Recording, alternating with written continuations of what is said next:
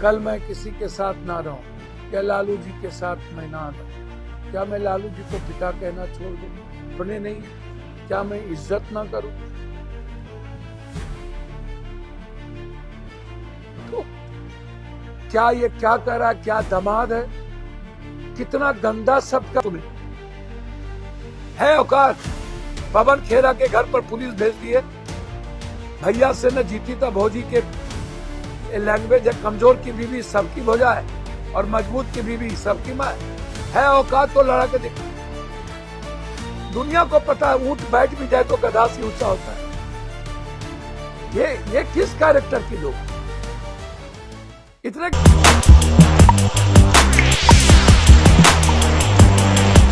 उंगली पकड़ करके इसने चलना सीखा। जो अपने ये कितने दोगले कैरेक्टर के लोग हैं, जिसका बाप दो उसकी बात दो, जिसका बाप एक उसका बात एक।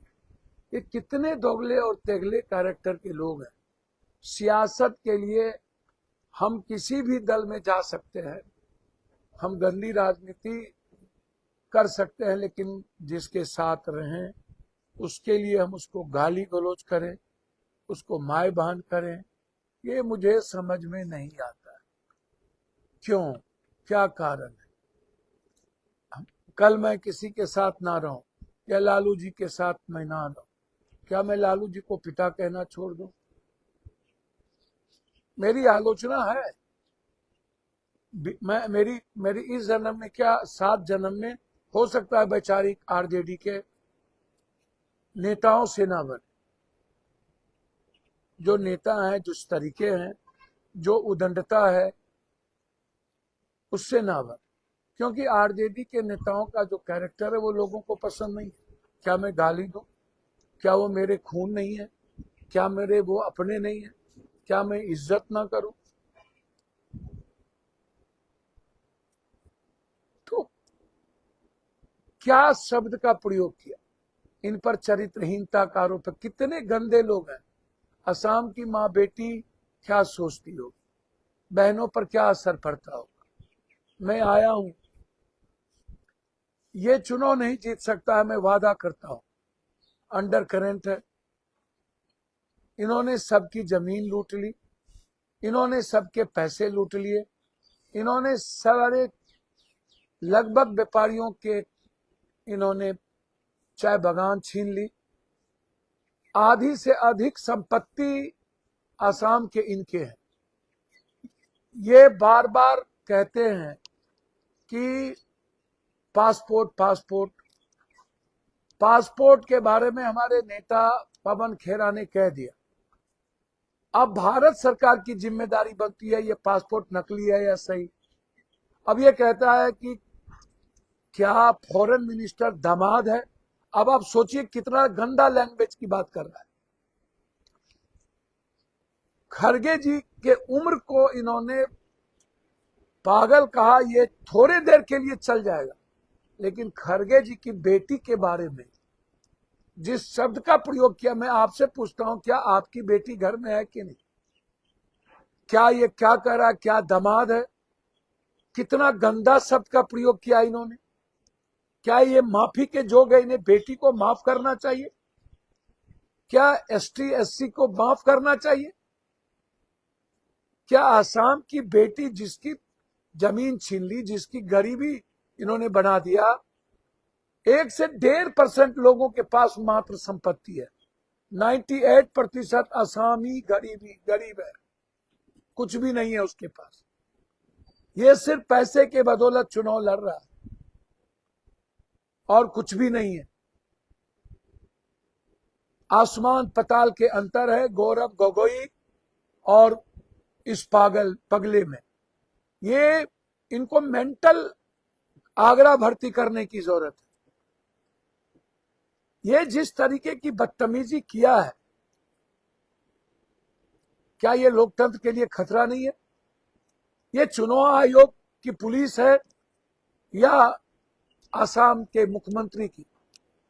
चुनाव आयोग को जांच कराना चाहिए कि इन्होंने हल्फानामा क्यों नहीं डाला।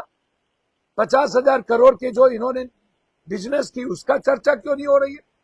ये प्रेस मीडिया वाला 1 लाख करोड़ का जो बिजनेस इन्होंने दुबई में या अन्य जगह किया, ये उसका क्यों नहीं कर रहे? उस पर क्यों नहीं बोल रहे? ये प्रेस मीडिया को खरीद करके जिस तरीके की बात करता है, अरे तुम्हारी हिम्मत है, औकात है तो प्रेस कॉन्फ्रेंस में गौरव गोगोई थे, गिरफ्तार करके दिखा दो। है औकात तो गिरफ्तार करके दिखा दो गौरव गोगोई को। मैं चैलेंज करता हूं तुम्हें, है औकात? पवन खेरा के घर पर पुलिस भेज दिए, भैया से न जीती था भौजी के लैंग्वेज है, कमजोर की बीवी सबकी भौजा है और मजबूत की बीवी सबकी मां है। औकात तो लड़ा के दिखाओ।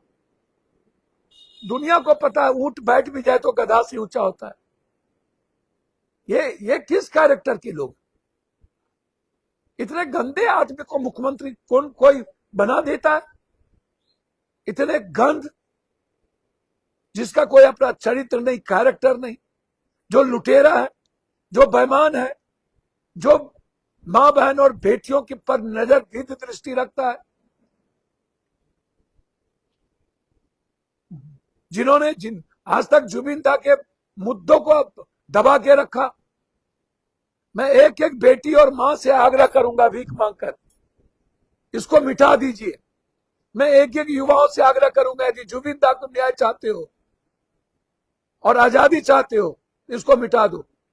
मैं आसाम के एक एक व्यापारी भाइयों से आग्रह करता हूं, यदि अपनी जमीन और अपना चाय बागान चाहते हो, मिटा दो। आप इसको हरा दो, आपकी संपत्ति 1 महीने के अंदर वापस जाएगी और जुबिन दा को 100 दिनों के अंदर न्याय मिलेगा।